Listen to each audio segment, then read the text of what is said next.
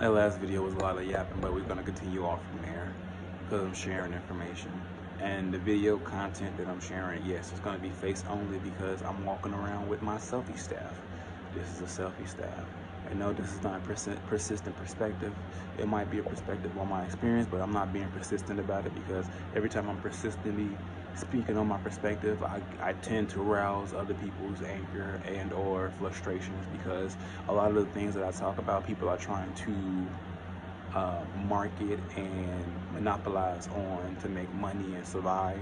And I'm hurting a lot of people's pockets by coming out and speaking publicly on my experiences with a lot of these situations and things, because when I do speak about these things, I'm being honest and truthful. I don't have anything to hide. I really delved into a lot of these things with a strong belief system and a lot of support, and they did not pan out all the time. And if they didn't pan out, I tried my best to stand by them until I found a way to make it pan out. And if it just wholeheartedly was like gonna destroy me in the end, I'll speak out about it. So yeah, that's my perspective. It's not persistent, it's just a perspective on my experience. But I'm persistently trying my best to speak out about it, even with the overwhelming amount of resistance and retaliation that I'm receiving from the different factions and groups and different individuals who profit from these situations and things. So do with that as you will. I look like the way I look right now because I spoke out on a few too many key things. I'm yapping right now. I spoke out on a few too many key things that people, like I said, need to survive, and that's why I'm where I'm at. But continuing off the last video, there are a lot of things that I experimented with food-wise that developed a coping mechanism within my body and also defense mechanisms. As a defense mechanism and a coping mechanism to, you know, my body becoming ill, debilitated, or functioning at like its least optimum level, I fast. I don't talk about when I fast. I don't tell nobody when I fast. I fast, and I just do it. I fast randomly. And a good example would be, let's say I decided to eat some bread, homemade or made with just 3 ingredients: wheat flour, water, and salt. That's a typical sourdough or a typical wheat bread loaf. Let's say I decided to eat that. Now me, what I've learned about wheat is it messes with your insulin, it messes with your metabolism, and because it messes with your insulin, calorie intake can be disrupted. That's why when people eat fried foods, they can eat a lot. Like you could probably eat a 10-piece wing with some fries, and they give you an extra piece of bread along with it, depending on what restaurant you get it from. So it's like add insult to injury. But in this way, it's supposed to make you feel filling, but it's only doing that because it's disrupting your metabolism and it's also messing with your insulin. And if you do this enough, if you allow yourself to have your insulin disrupted and messed with enough, you could end up concocting diabetes. But you also can cure diabetes too, so it's not really an issue. So that is like nothing against all of you who are serving fried foods. I'm about to say chicken. There's nothing against all of you that are serving fried foods to get by, whether it's vegan or not vegan, or keto or not keto, or whether all those people that are selling anything, sandwiches, pizza, whatever, meatloaf. This is not to in any way, shape, or form mess with your bag. I'm just letting people know that if they're diabetic or if they're walking around trying to figure out why their bodies and their metabolisms aren't working properly or why they have insulin problems, it's because of the wheat. Also, certain states export wheat as a cash crop. So they export it and feed it to the people. So, that's also I'm not trying to bother the states. because each individual state is like its own sovereign nation, like an island or whatever you might want to call it, but they're their own sovereign nation. And so they rely on exports in order to fund things. If they can't fund things the natural way, by producing exports and products, they're going to go the route of, you know, crime and, you know, unsightly, sinful ways to make money. So I don't want to get in the way of anybody, you know, making money in a way that doesn't involve more poverty and drugs and violence. But I'm just speaking on it. Wheat. Excuse me. It's one of the things that we eat that causes a lot of problems in the community. It's tasty though. It's really tasty. It's sometimes the equivalent you want to go with instead of white bread, because white bread is literally just doughy glue and sugar. But yeah, this is another thing I came up with. Pretty much anything made out of grain is pretty much like Play-Doh. So I was like, I had made a comment about it. If you think about macaroni and cheese, it's Play-Doh and glue. The cheese is the glue and the macaroni is the Play-Doh. Because we learned in school that you can make clay out of dough. And, you know, so it's like, if you really sit down and think about it, you know, macaroni and pasta, they're typically like clay that you form into something, and then you heat it to make it dry, and then you make it wet again to eat it. So pretty much, you know, it's dough. Pasta is dough. I mean, it's clay. Pasta is like edible clay. It's clay dough. And when you mix cheese with it, it's like mixing glue, because in the culinary world, cheese is a binder. Grilled cheeses, macaroni and cheese, you know, it's a binder. We use it as culinary glue. So that's why if you still eat macaroni and cheese in the adult world, they call you a child, because you're essentially eating. They know that you're eating dough and glue, which from their perspective, if we were back in school or elementary, you would be that kid that ate glue sticks or drank glue out the bottle or ate clay. So the people that eat meat and maybe vegetables or meat and fruit, they look at you like, oh, you're just a child. When you're gonna grow up? That type of situation. But if you eat meat all day, since I just went down on the alternatives, if you eat meat all day, if you eat too much red meat, that's heme iron. If you have too much of that in your system, your body starts producing regular iron, and then when your body starts producing regular iron, you become dependent on the meat because of the heme iron. If you don't get enough meat, you become anemic. So whenever someone judges you for eating mac and cheese, scream back at them, hey, if you eat too much meat, you're gonna become anemic. You're gonna become a vampire. So it's like, you know, yeah. And if you eat too much fish, you become a fish. Your eyesight gets weird. You know, you might develop that fish eye lens in your eye. You might be, you know, eyes get weird. Oh, you become cold-blooded. Like, not like, well, he cold-blooded, he a criminal. No, you become cold-blooded for the duration that the fish is digesting in your body. What does that mean? When you go outside, if it's anything less than like 70 or 80 degrees, you're gonna feel cold as shit. Like, unbelievably cold. So all of you on pescatarian diets that always seem to feel cold, y'all are fish. Y'all have become fish because you are what you eat. You became a fish. Nothing wrong with eating fish if you live in a tropical climate where it's always warm, you'll never feel cold. But if you eat fish while you're not in a tropical climate, or at least in a nice hot climate like the desert or something, you're going to always feel cold. If you live in any cold regions, Midwest, you know, Far East, Upper Far West, Upper North, if you eat fish, you're gonna feel cold. You know, until your body regulates or gets used to the conditions.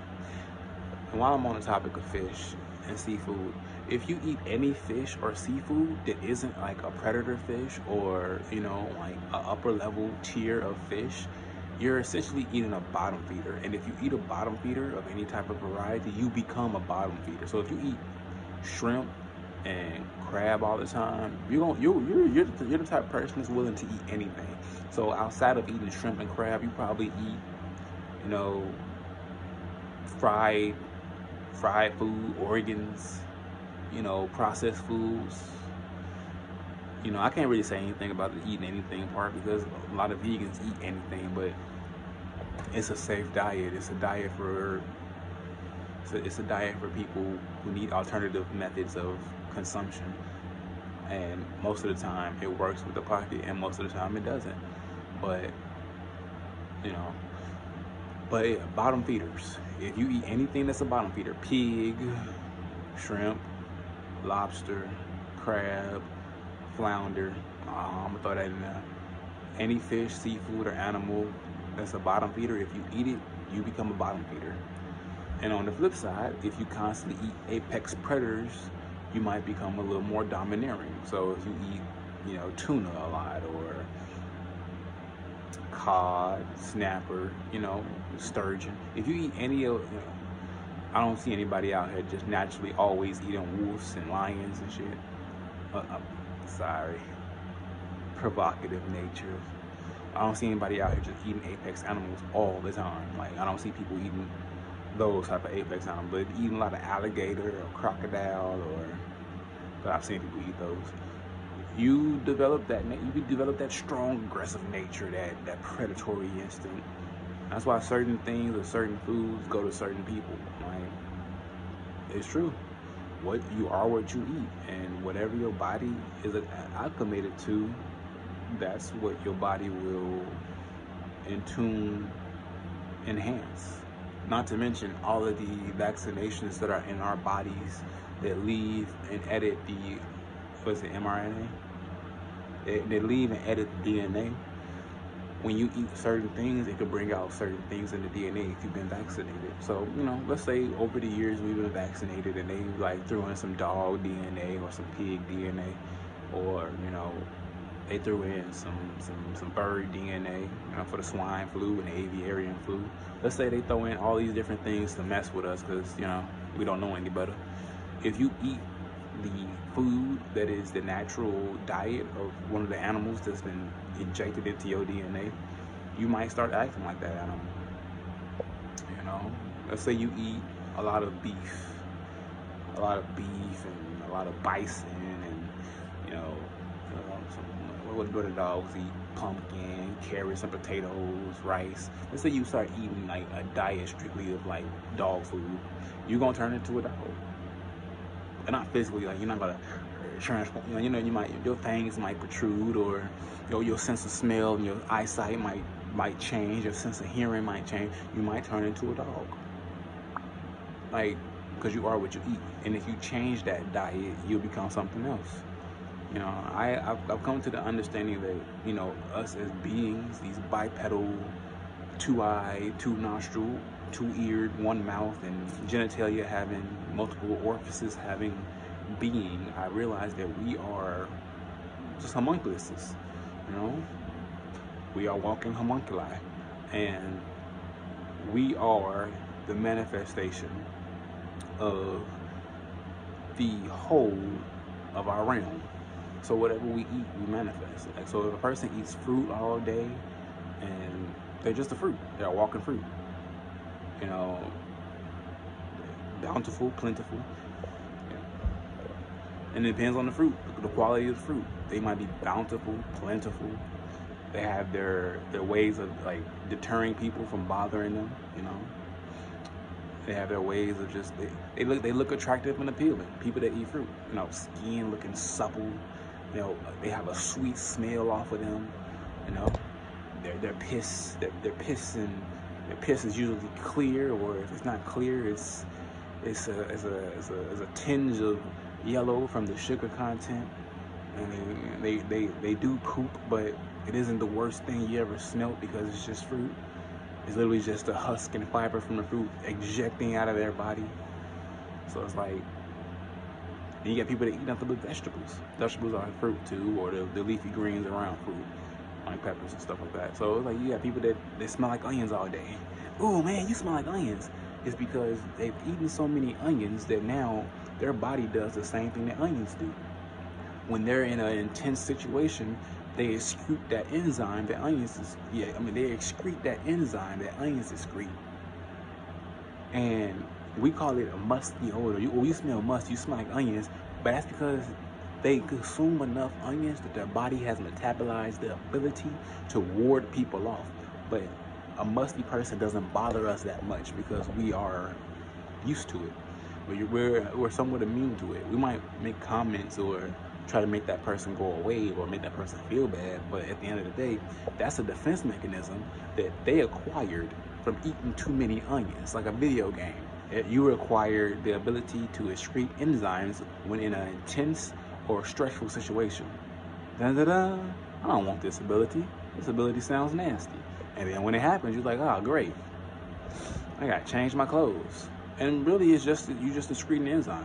For those people who get really musty, if they don't mess their clothes up, all you have to do is get a nice clean towel, wet it, put some soap on it, wipe your armpit, bam. You're not musty anymore because the must isn't coming from you as a person. You just excreted something out of yourself, like how squids shoot ink. Don't get me started on the squids shooting ink thing. But this is just me rambling on about stuff. I've done this before. There's no difference. Wherever I post this, it'll be there, but it can also get taken down. So, and people may see it and they may not. The internet works in mysterious ways. As I said, there are people whose livelihoods depend on information being skewed and people not having enough reputation or what's the word for it? Notoriety to be believed. I mean, I've had my entire life thrown upside down, and all I did was take the advice of people who told me I need to go heal. You need to heal. You need to work on yourself. You know, you need to work on your emotions. You need to work on your body. You need to work on, you know, what you want to do in life. You need to figure your life out. I did that. I took advice. I practiced different techniques and methods. And when I got done, people were like, oh, wow, look at you. Wow, what you do? And when I tried talking to them, they didn't have enough time to listen. So I started making videos.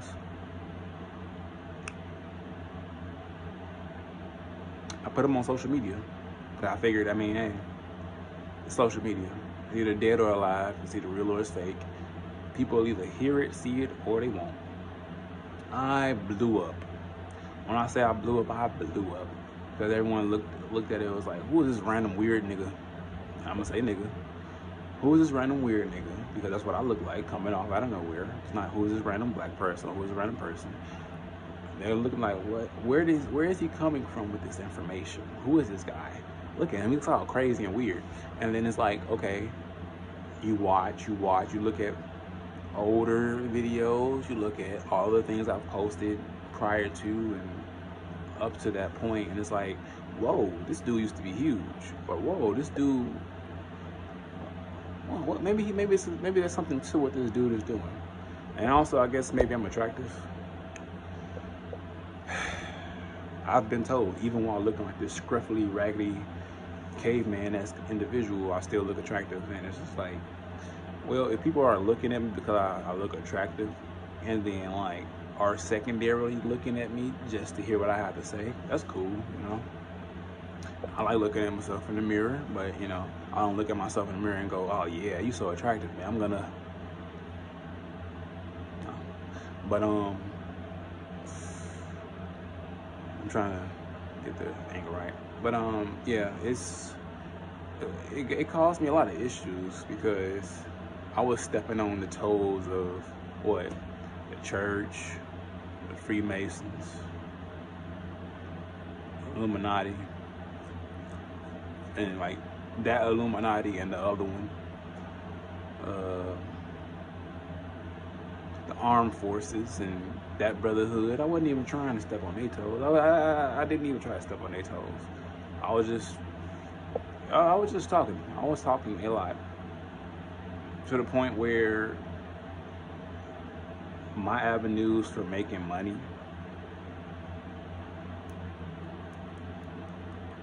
they fell through the flow. My every step I was taking to try to start my own business, the business, I'm not even gonna step on the business. If you want to be a business person, businessman, woman, child, that's a pool of sharks.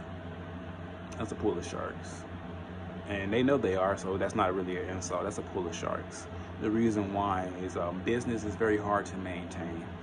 If you're doing business and practicing business in a morally sound manner, you're not making a lot.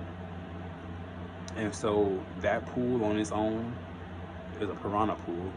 But if you're doing business illegitimately, it's a pool of sharks, because everything dwells on having consistency from your customers and having consistency with your product. So if your product falls out of interest, then you're gonna need a new product. And so they maintain their stability by taking other people's ideas, because they know you don't have enough money to make your idea a reality. And if you aren't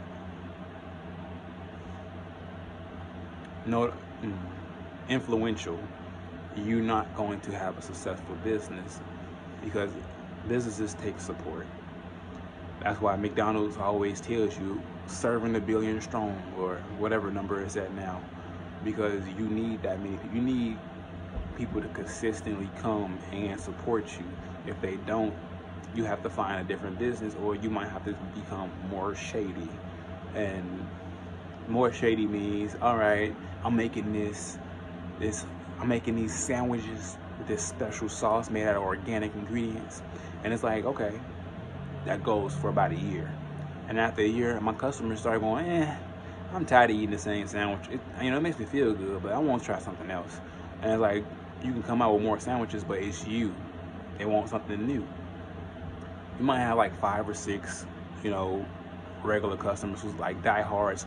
This is what I need every day because it keeps me healthier than I was before I found this. So I'm sticking with you. And like, if they lose their jobs, or if they become any way inconvenienced, which they will, because life is a game and everyone is a target. Even if you have a small business, you're a target.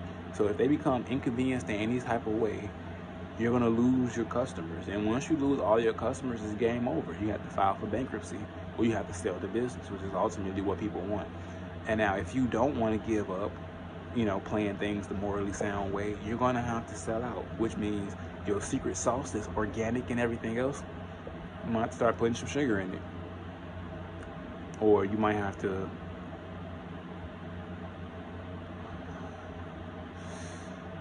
change the bread recipe to make it more addictive. Or you might have to take your products and start making them last a little bit longer in order to hold out until people are able to purchase them. And then that's when we get all of these products. They don't have preservatives. And a lot of these businesses that are no longer mom and pop shops, or no longer standalone, built brick and mortar ground up businesses, they are running solely off of name and product. The reason why they become like that is because, after a while, humans get bored, or people start to die. And when people die off, the people that support you, they start dying off. You have no more support. Everything falls. And you can always start over, but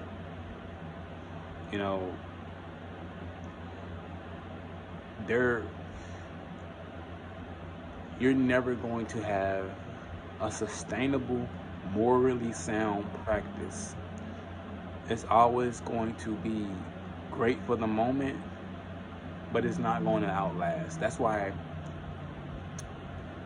why you'll see more casinos in a city or a state than you'll see youth centers, because although they do the same thing, they collect people from the streets, and give them something to do, casinos make more money than a youth center ever will. Even if that youth center provides people with skills and opportunities that they wouldn't have if it wasn't there, a casino will always be a standalone, profit-yielding business choice.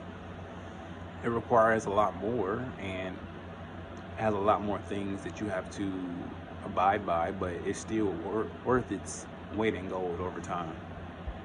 Bye.